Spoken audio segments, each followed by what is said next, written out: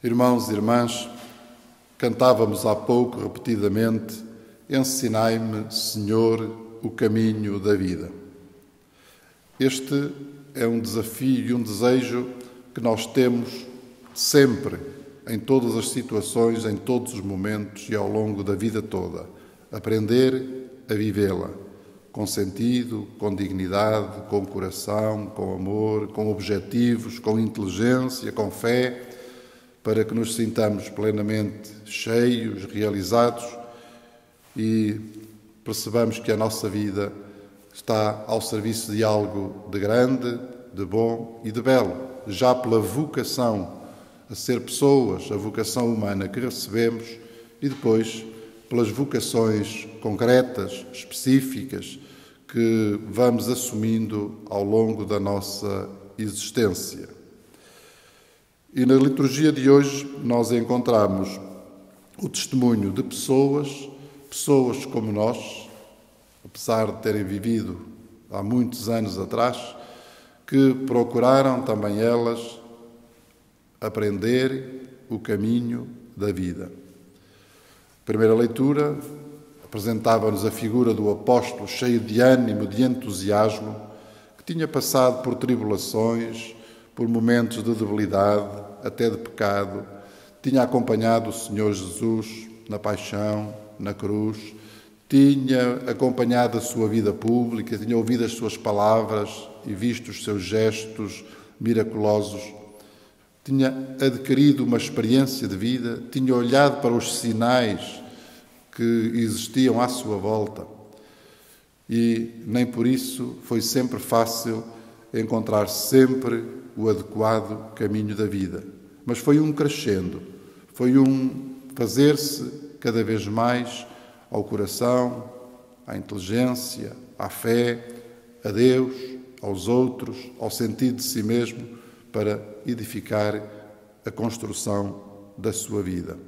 E falou com entusiasmo, viveu com ânimo, depois de algumas decepções, derrotas, tristezas e pecados. Porque a vida é sempre assim. Tem sempre estas vertentes, estas dimensões, estes momentos, os melhores e, frequentemente, também os piores. Depois ouvíamos no texto do Evangelho a referência a dois discípulos chamados de Emaús, que reúnem em si aquilo que é a vida de todo o discípulo. Todo o discípulo que quer aprender o caminho da vida. Decepção em Jerusalém, porque tomaram parte dos acontecimentos que agora os fazem avançar pensativos pelo caminho,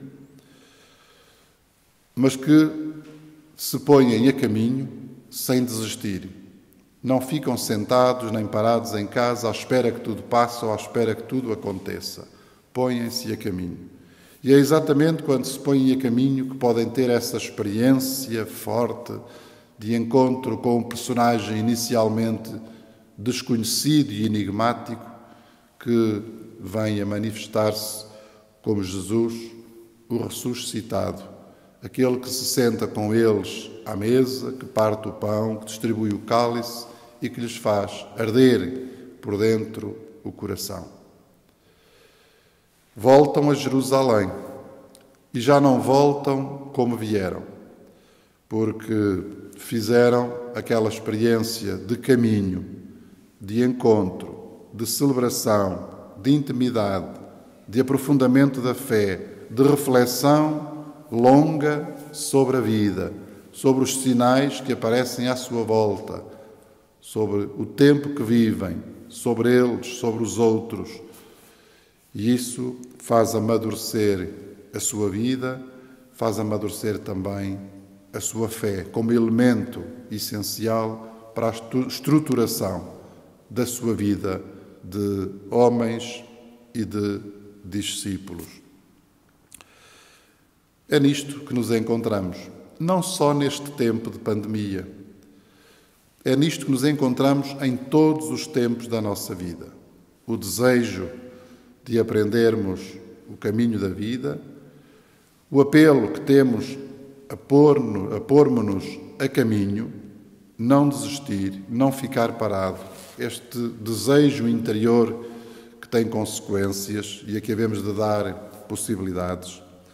O pormos efetivamente a caminho no encontro com os outros, no encontro com Deus, no encontro conosco, na reflexão, na interiorização, na meditação, no acesso às Escrituras, à revelação, na leitura dos sinais dos tempos. É o pormos-nos a caminho, para que nunca saiamos dos momentos ou das situações de encontro com a vida, com a alegria, com a dor, com os outros, com Deus, com as situações, da mesma maneira, para que saiamos sempre mais renovados, fortalecidos, vivificados, com o coração mais quente a arder, por sentirmos a força daquele que está sempre na nossa presença, conforme também ouvíamos, citando o Antigo Testamento, e ao lado do qual nunca vacilaremos. Todos temos falado muito do modo como vamos sair desta situação de pandemia em que nos encontramos, que é uma situação de confinamento em casa, de uma intensa vida familiar, é uma situação económica diferente, é uma situação laboral, é uma situação eclesial, de celebração, de vivência da fé, da evangelização, estas mudanças todas de afastamento social uns dos outros. Efetivamente, temos de ter a capacidade de ler os sinais dos tempos e de os ler à luz da nossa inteligência, à luz da razão, à luz daquilo que se conhece de melhor, à luz da fé.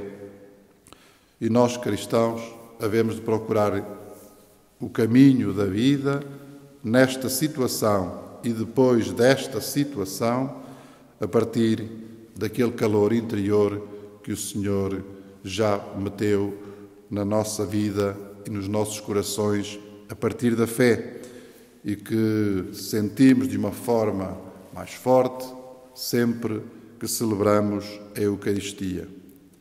Precisamos de mais família, precisamos de mais comunidade cristã, precisamos de melhores condições de trabalho, precisamos de melhores situações na vida, precisamos de mais cultura, precisamos de mais fraternidade, de melhor encontro com os outros. Efetivamente, precisamos de nos refazer, de nos recriarmos das nossas instituições, das nossas famílias e nos nossos corações.